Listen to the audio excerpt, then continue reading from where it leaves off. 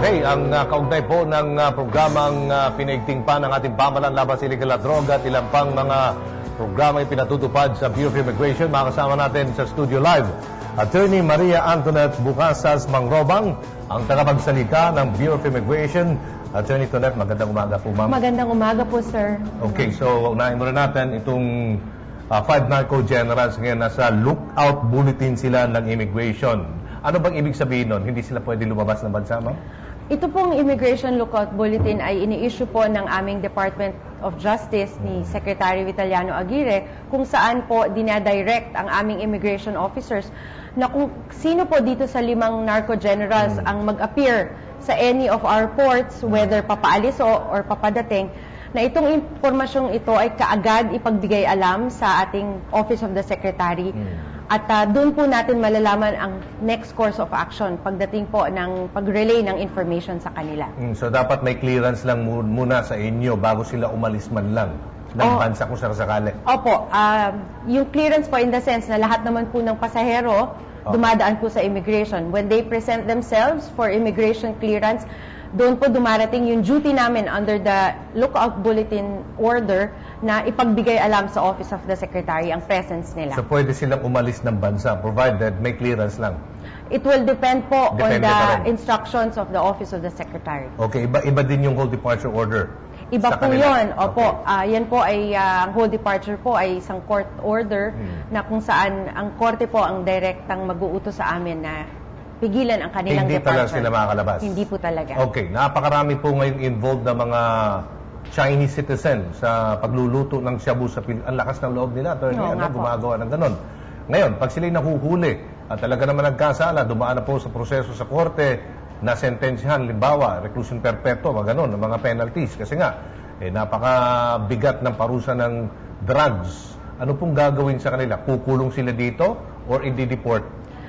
Ipinag-utos po kaagad ni Commissioner Jaime Morente na kung meron pong kaming informasyon na merong foreigner na nahuli, either drug-related crimes, terrorist activities, or members of international syndicates, o ano pa man krimen, ay immediately ang immigration po ay magko-commence ng deportation proceedings.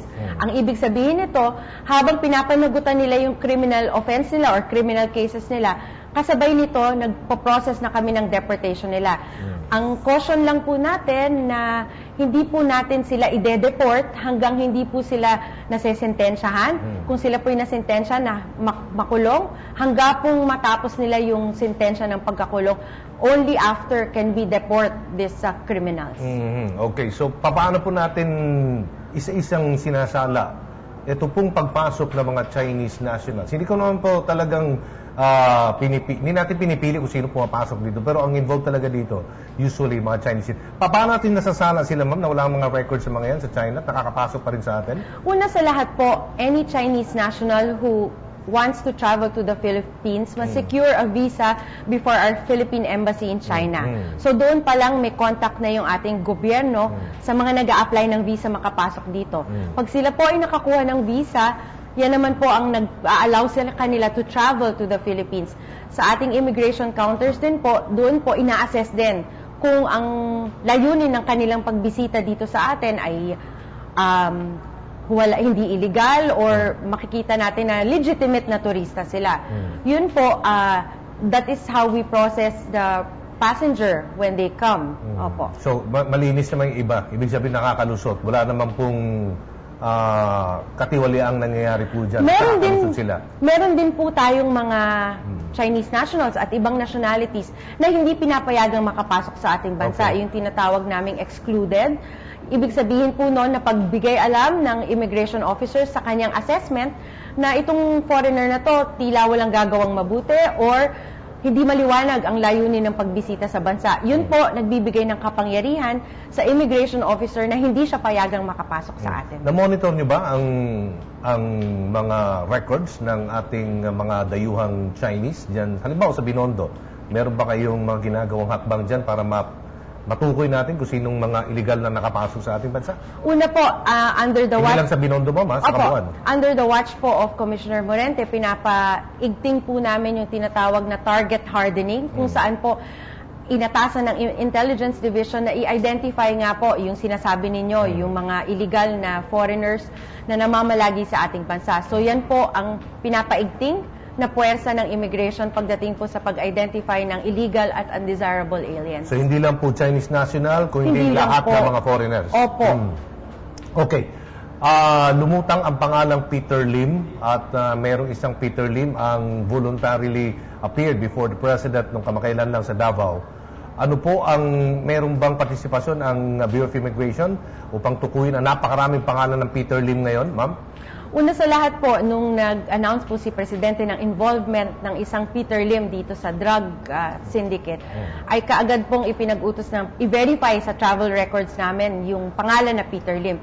At doon po namin nakita that there are more than 4,000 records of arrival and more than 3,900 records of departure.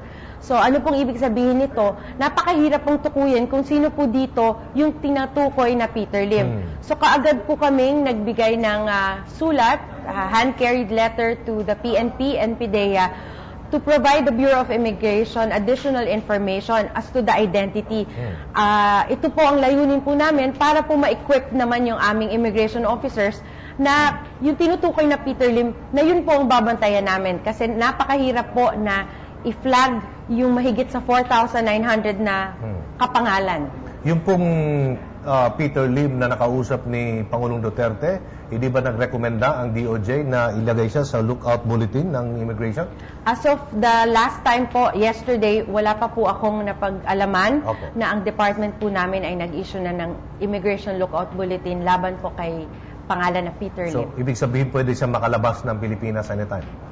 Binabantayan naman po namin yung Peter Lim na yun, but we have not received any immigration lookout bulletin. Okay, sa pinaigting na kampanya ng ating pamahalaan, bawat ahensya ng pamahalaan sa Executive Department ay nagkakaroon po ng mandatory drug test o iba naman random. Sa inyo po, meron bang nagpositibo sa ginawang drug test sa Immigration Bureau? Awa ng Diyos po, wala naman nagpositibo sa amin, although ang pangako po ni Commissioner, ito'y patuloy na gagawin sa lahat ng hanay ng Immigration Service. So, nauna po sa amin yung aming Intelligence Division kasi po sila ang aming law enforcers. So, sinisigurado po na hindi rin sila nalululong dito sa ano na to at salamat naman at walang nagpositibo sa kanila. Okay, so ano po yung mga reforma nakalatag ngayon sa Bureau of Immigration, sa ilalim po ng administrasyon ni Pangulong Rodrigo Duterte, Attorney Mangrobang? Yes po, si Commissioner Morente po ay nagbigay ng 3 importanteng punto pagdating po sa pagbabagong ipapatupad sa Bureau. Ito po yung una, yung tinatawag niyang target hardening or strengthening ng border security. Ito po yung pag-identify ng talagang mga undesirables at coordination nga namin sa iba pang law enforcement. Pangalawa po, yung pagpapabilis ng mga proseso. Ito po yung streamlining ng requirements at saka streamlining ng procedure. Nagsabi po si Commissioner Morente na yung first wave of streamlining ng aming process will happen next week. Pangatlo po, of course, yung anti-corruption measures. Nagsabi po si Commissioner Morente ng zero tolerance sa corruption at ito po ay ang pagpapalakas ng counterintelligence operation namin sa pagbabantay rin sa mga tao namin kung sila ay gumagawa ng mga illegal na activities. Okay, so asahan natin na hindi na po mahabang pila ngayon dyan sa immigration. Yun po ang pinababantayan po ni Presidente. So, yun po ang layunin din namin na kaagad mawala ang mga pilang yan. May mga fixtures pa ba dyan? Binabantayan kayo dyan, ma'am? Binabantayan din po namin sila at humihingi rin kami ng tulong sa publiko kung meron po silang nalalaman na mga illegal na activities or fixtures sa amin na makipagtulungan din sa amin. You can check our website, that's www.immigration.gov.ph.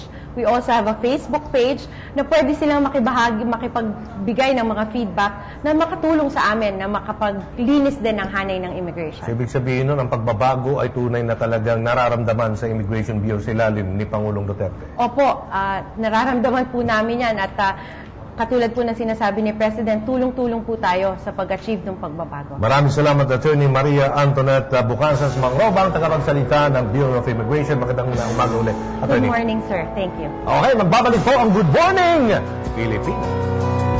Hi, ako si Ria Fernandez. Mag-subscribe na sa PTV YouTube channel.